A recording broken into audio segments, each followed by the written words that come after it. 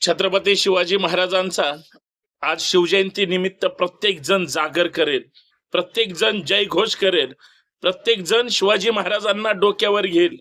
पण कुणी सुद्धा छत्रपती शिवाजी महाराजांना डोक्यात घेणार नाही.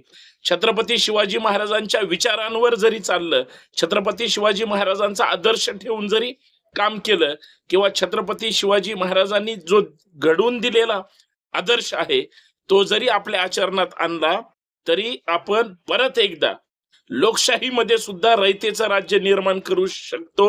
छत्रपतींचं परत शासन आणू शकतो आणि रयतेला गुण्यागोविंदाने ठेवू शकतो.